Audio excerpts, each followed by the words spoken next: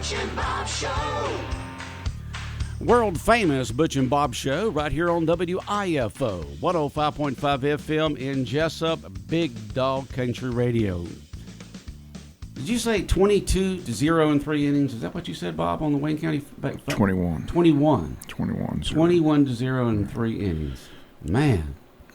Have we ever had? I mean, I know in the past we played some teams that you wonder why in the world they fielded a team, but man, 21-0 in 3 innings against New Hampstead yesterday, up in the Savannah area.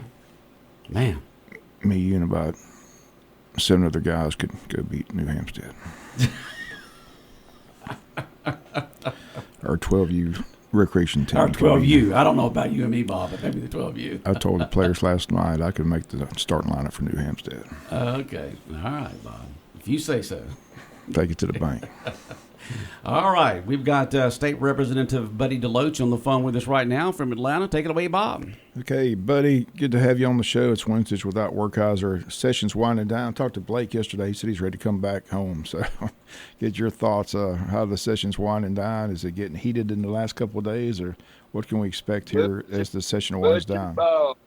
Butch and Bob, you just don't know how great it is to hear laughter. We need a little of that to go down. We might bring y'all up here and bring your show up here and improve everybody's attitude. It's gotten a little raw lately. It gets a little raw there at the end, doesn't it? Yep. So what's the big battle as the session winds down? I asked Blake yesterday, and I said, what's being heated and what's going to make it, what's not going to make it?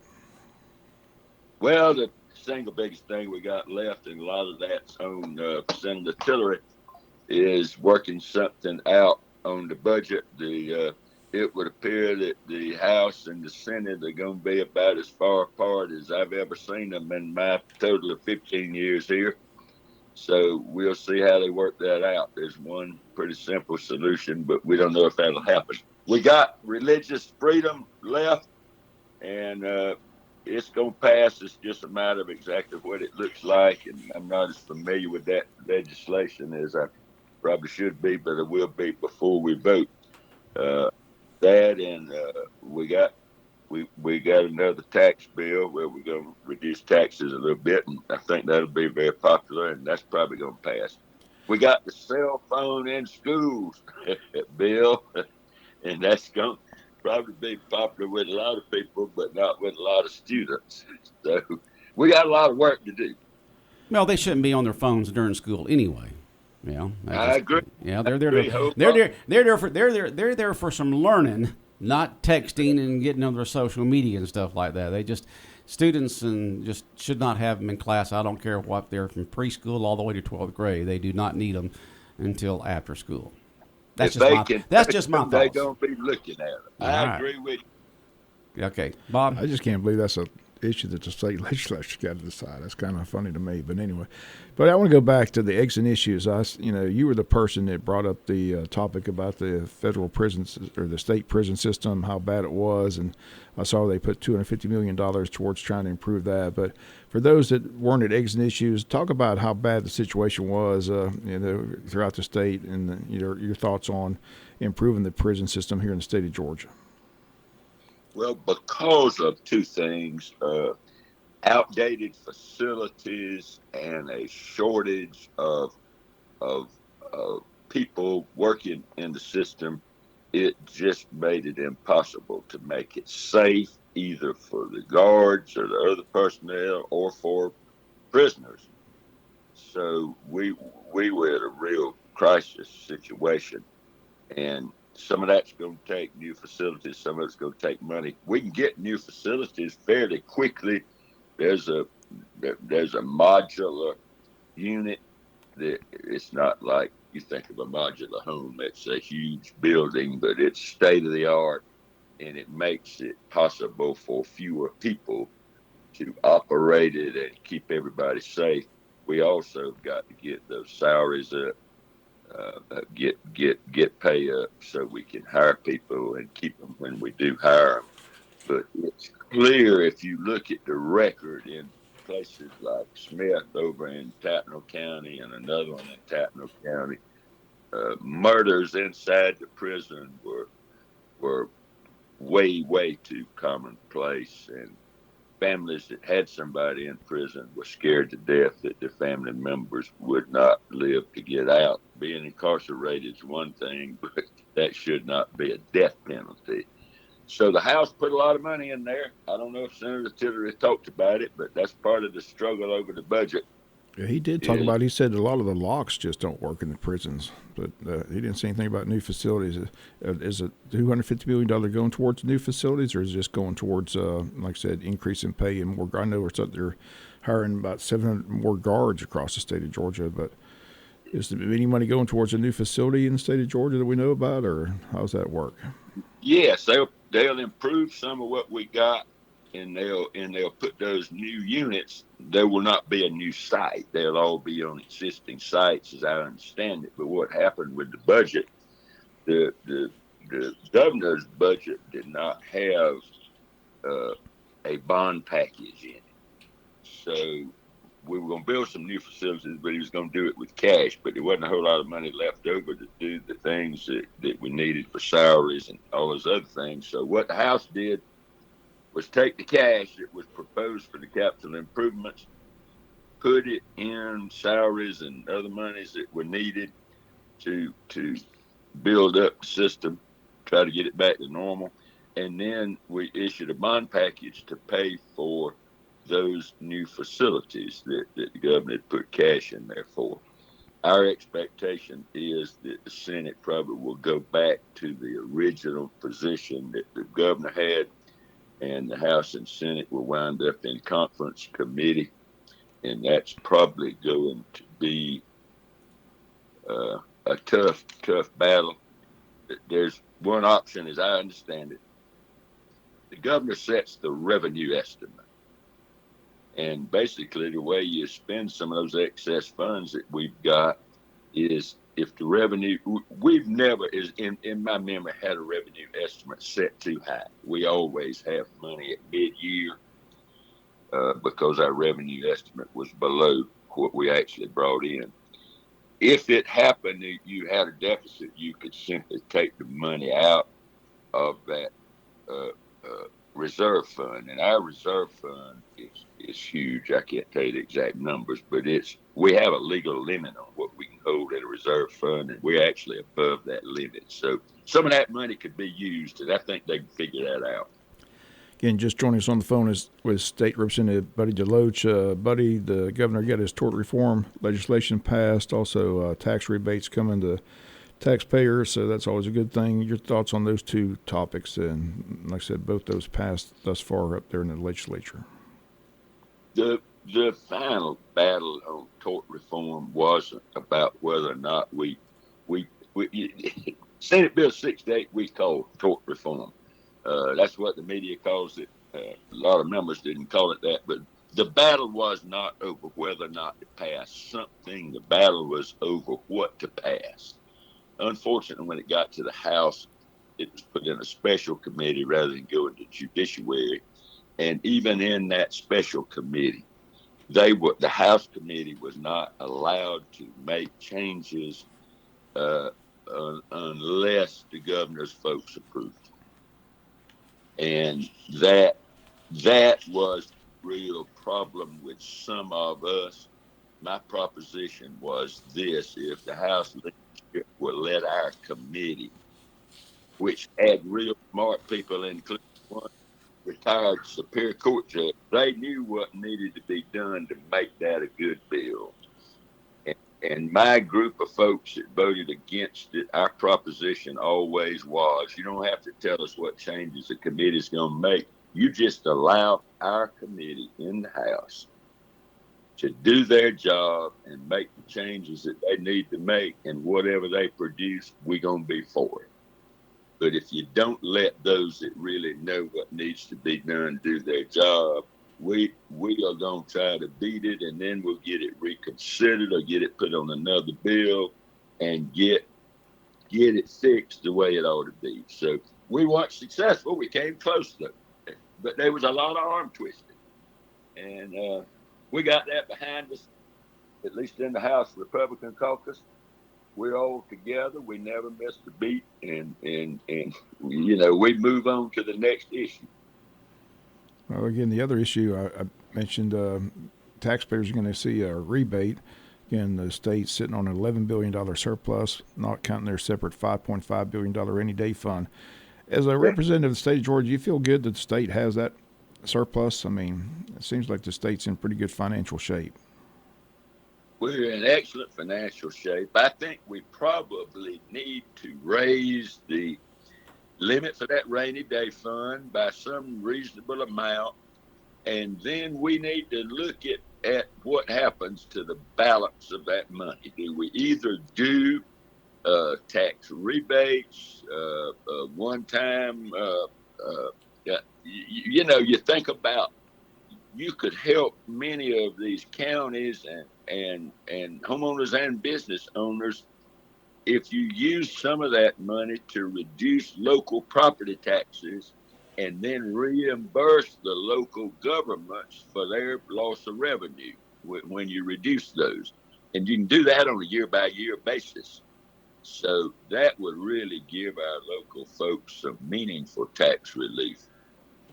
Yeah, I just think we need to take a hard look. You're absolutely right. What do we do with that money? It's really unconscionable to continue to build that fund up, while a lot of our folks are suffering from the tax burden. Sounds good. Again, just joining us, State Representative Buddy Deloach on the phone with us. You're the one that keeps us up to date on what's going on with the Okefenokee Swamp. Anything on the horizon for that, or where do we stand on that? I don't think you're going to see anything this year. What I have seen is, even though Representative Darlene Taylor's bill never passed, many of us signed it and supported it. And what it's done and what she has accomplished by doing that is raising the attention level to that swamp. Many people now know and understand what that swamp's all about that didn't have a clue 2 years ago.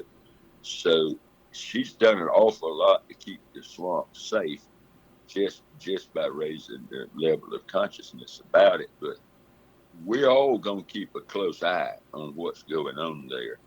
And I'm determined, as is a pretty large group up here, to make sure nothing is done that's going to harm that swamp. And appreciate that. Again, always good talking to you here on Tuesdays without Werkheiser, State Representative Buddy Deloach. Anything that we need to be keeping our eye on the last couple? It's Wednesday, Bob. No, it's Wednesdays. Today's Wednesday. What did I say? Tuesday? You said Tuesdays. It's been a long week. It's been a long week already. Those Sandats got to me last night in Savannah. That's what it is. So Sandats got to you when you're broadcasting that baseball game. That's what it was. Okay. So anyway, but it is Wednesdays without Werkheiser. We got Buddy Deloach. But anything that we need to keep our eye on as this session winds down? What's anything besides the cell phone debate? Any heated arguments up there in the last couple of days that we need to know about? There's always at least one or sometimes two things that pop up that nobody even sees coming that seem to come out of nowhere. So I'll keep y'all posted on that thing. But the main thing is, be kind to your representatives when they come back home. We've had a pretty tough session, but we look forward to getting back and seeing all of y'all. It was funny talking to Blake yesterday. That was one thing he said. He's ready to get out of there. Ready to get back home. So I'm sure you're getting tired of seeing Atlanta and dealing with that traffic up there. So, buddy, always good talking to you. Stay safe in Atlanta, and we'll see you at the post-legislative luncheon when you get back. But we'll talk to you next week as well. Thank you so much. Thank y'all. Take care. All right. Take care, buddy. All right. State Representative Buddy Deloach here on Big Dog Country Radio, WIFO 105.5 FM in Jesup. Yeah, Wednesdays without Werkheiser, starring State Representative Buddy Deloach. And we do appreciate that. We got one more week of these, Bob, as the legislative session will end up on Friday, April 5th.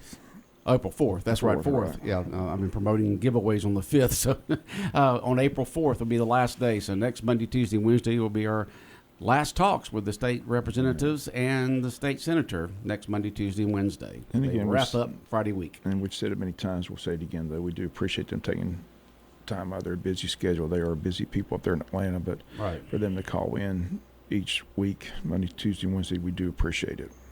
And again, I get a lot of comments from a lot of people around town that they enjoy hearing from our local representatives on the show. So we appreciate them taking time to be in here on the show on Mondays, Tuesdays, and Wednesdays.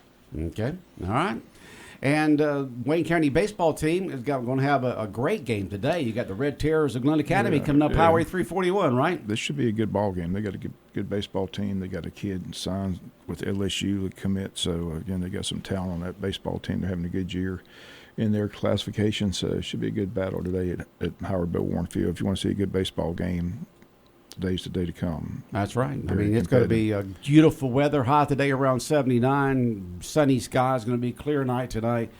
A great day for Wayne County baseball at Howard Bo Warren Field. 6 o'clock first pitch. Yeah, our 12U baseball team couldn't beat Glen Academy. They could beat New Hampstead, but they can't beat Glen Academy. So it'll be a good ball game. 6 o'clock, 5:50 pregame show today here on the Big Dog. And tomorrow we got Braves baseball. That's Braves right. baseball season kicks off. That's right. Braves first pitch tomorrow at 4:10. The leadoff show will begin at 2:55 tomorrow afternoon. First pitch at 4:10. Braves and Padres tomorrow. Season opener for the Braves. And they will be there in San Diego for a 4-game series. So beautiful sunshine there in San Diego as usual on Thursday, Friday, Saturday, and Sunday. And then I wonder if they fly up or take buses up to L.A. It's not that far, but they'll go up to Los Angeles and take on the Dodgers, which is a good early season test there on Monday, Tuesday, and Wednesday of next week. Yeah, get to see Freddie Freeman, O'Shea Ohtani, and those guys. Yeah. Dodgers. Dodgers putting teams together, the best that money can buy. That's one thing you can do in baseball. You can spend as much money as you want. Now, unlike football, where everybody's got to spend the same, in baseball, you can have the Yankees and the Dodgers spend. Sometimes two of their players may have a higher payroll than some teams, like Pittsburgh. Entire payroll, yeah. So the Braves start tomorrow. And the game will be right here. We'll see. This is our 55th year. 55 seasons on 105.5 FM. That's right. 55 years of bringing Braves baseball to Southeast Georgia. I mean, I was in high school when we started carrying Braves baseball in that season of 1971. John Davidson, who bought the station in the summer of 1970, was from Atlanta. And so he wanted to bring Braves to this area and put Braves on in 1971 here at the radio station. My dad was the manager at the time, and we did. And we've had it on every single year. Even during the bad years, we always had it on. Every year in, year out. Because if you're a Braves fan, just like being a Dogs fan or a Yellow Jacket fan or whatever fan you are, just like you're a Pittsburgh fan, you stay true to your team and you keep up with them. Pirates are in first place today. That's right. They're in first place today. Right. They started off a little strong last year, but faded at the end, didn't they? Right. They hung in there for a couple of months, but then, like I said, reality set in. But they got Paul Skeens, one of the best pitchers in the league. He's fun to watch. Yeah, so I was hoping the Braves could pick him up during off season, but they didn't. His contract hasn't run out yet. Well, contracts sometimes don't get in the way of stuff. It's a 3-year contract, so sometimes they don't get in the way of we stuff. We got him at least for two more years. At least 2 more years. Well, did you hear your quarterback there from Pittsburgh is going to? Is it the Giants? Giants. Yeah, to the Giants. Good. Don't let the door. Russell's. Don't let the door hit you on the way out. Or let it hit you on the way out. Got rid of him and Fields. Like I said, they're listening to me. We're going to get Aaron Rodgers, I'm telling you. Everything I hear in Pittsburgh. You think you're getting Aaron, We're getting Aaron. That's okay. Mike Tomlin wants him. He's been at the Pittsburgh facility. They had a long conversation. So that's everything I hear from my sources up in Pennsylvania, that we're going with Aaron Rodgers for 1 or 2 years. And like I said, the defense has got a lot of aging veterans on that team. They're not going to be there forever. So Rodgers knows how to get rid of the ball quickly, knows how to read defenses. So they feel strongly that with him they got a chance to get where they want to go. So that's the word. Got my fingers crossed. So got rid of Fields. I still don't understand why they brought Mason Rudolph back. That was a disaster.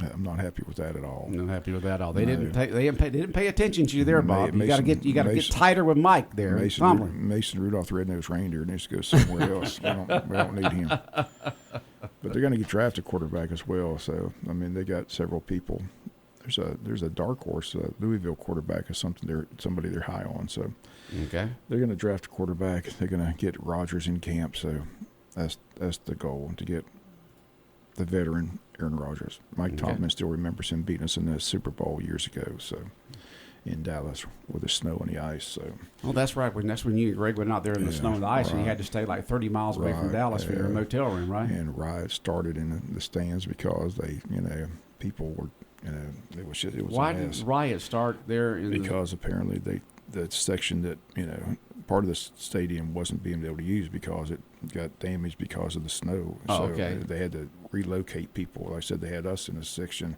Like I said, they were telling us that we couldn't. These people that came and sat in the media section were told they weren't allowed to cheer, and they were like, they paid all that money. They're going to cheer. That's what like this guy in front of me had all kinds of. I said, buddy, you can cheer all you want. I'm not going to tell nobody. He said, I Did paid they all really that. think that regular fans would not cheer? That's Are they what that they, ignorant? That's what they told those people they brought. I'm telling you, I'll never forget it. The guy turned around, looked at me, and said, buddy, do you know how much I paid to get here with plane tickets, motel? He said, I'm going to yell my lungs out. I said, buddy, you got the right color on. You go ahead and cheer all you want. So that was a big old Pittsburgh fan there, huh? Yeah, it was a mess. But, Oh, wow. But we didn't win that game. That was a crazy trip. Yeah, I That was remember wild. you calling in reports, and that's when when you went to the Super Bowls, you'd call in reports every day, and you talked about you and Greg having to drive through that ice in Dallas. Right, it was crazy. Yeah, That's like I said. I tell that story. I just bought a brand new car, and got through all the snow and the ice, and just scared to death driving because it was treacherous conditions. I mean, there were people jackknifed everywhere. So right. Anyway, get through all that, come all the way home, and on Highway 19 in Dublin, you get hit by a deer and total the car. Did it total it? Totaled it. Totaled They it. So were- you get through all that That's ice, what- all that's what that I'm stuff. saying. You Right, drive all the way right, out to Dallas, right, yeah. icy conditions, Right. people wrecked all over the place. Yeah, and you get right. back to Georgia, and Yeah, this right, deer yeah. just runs into Right. you, huh? I mean, what are the chances of that? I survived the snow and the ice.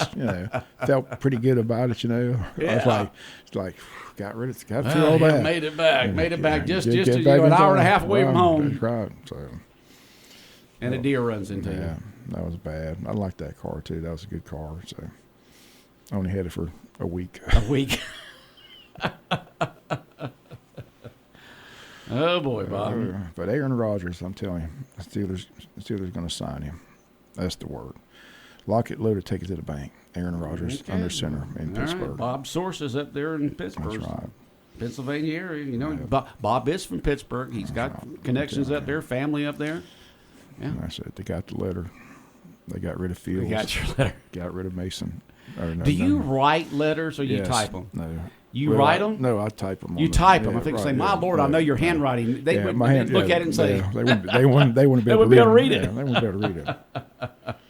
But you do sign it with your signature, don't you? In fact, the other day I got a check bag. They said they couldn't read it, so they didn't cash it. I never seen that. I mean, You wrote a check to somebody, and you wrote it, and they couldn't cash it because they couldn't read your handwriting on your check. That's what they wrote back. But they had. I mean, when you pay your car payment, they get a little booklet. Right, you get a little booklet. I mean, you get that so coupon the booklet showed what it was. How they going to read? I mean, I was like, whatever. Right, because they don't get. You have the two places on the check. You write the number, and then below you write out and the amount, and that's what they go by. Is what you write out. It looked legible to me. Well, you note your handwriting. Well, I can understand it. Well, you write so small, you can't hardly even read. It's like. How did they not know it was? I mean, it was for the exact They amount. didn't know. So you had to rewrite the check Yeah, I had to send another one. and do it very carefully this time. Yeah. And It wasn't any better than the last one. It looked like the same to me. they probably just gave up. All right, we can't read it. We know what it is. I've never had that happen before. Sent me a long letter saying, Mr. Morgan, we can't read this check. I was like, Amazing. I was like- I've never had I that. almost sent back, hire a new employee. Ain't my fault. How else everybody can read? I mean, what's the problem? Oh Lord, mercy knows. Well, you didn't. At least you didn't do that. They got your check, and they didn't take your car away from you. So you're fine. That's true. One more payment What on this one? on this one. Yeah. Just one more. That's the way of my truck April a year ago. I guess it's been almost a year now since I've had my truck paid off. It's going to be a good day when I write that final payment. Yeah, that's a good feeling. What's the best looking car? One that's paid for. That's right. that's when it really gets attractive. Right. I love my truck now more than ever. That's going to be a good feeling. And I have to have that car payment. Oh, that makes a big difference, doesn't it? Yep. Yes, sir. Yeah. And that's just a good feeling. I remember in April last year, I wrote that, last check, and I'll just smile. So about almost a year now. Almost a year. Yeah. Remember, if you want to get a hold of us in the mornings, you got to text us before 9 o'clock. Text us at 912-427-3711. We have someone we know calling in right now, but we can't answer the phone. We're talking live on the radio. So if you want to get a hold of us or comment in the mornings or anything like that, you got to text us at 912-427-3711. And then after 9 a.m., when Leanne's here, the phone can be answered. But before then, you got to text. At the same number you call in, 912-427-3711.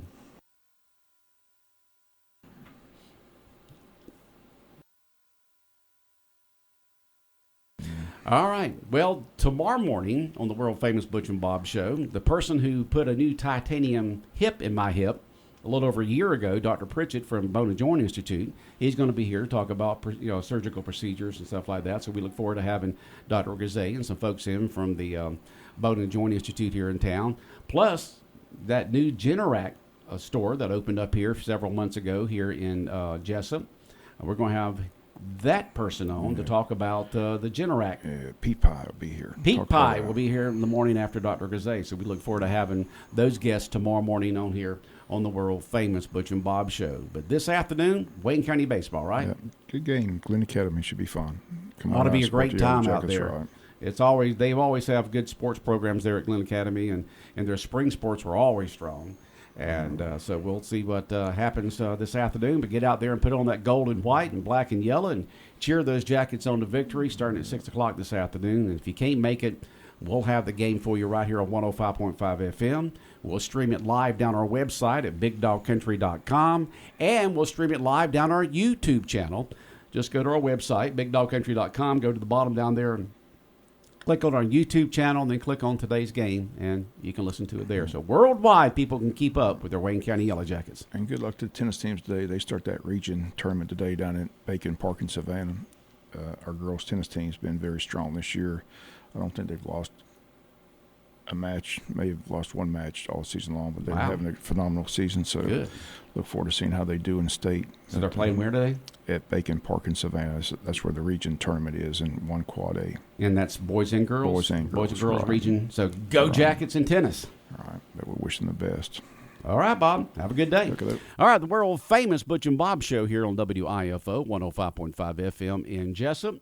And it's been brought to you by First Southern Bank, Murphy Builder Supply, the Service Department at G&S Auto Sales, and by Heron Aldridge Insurance.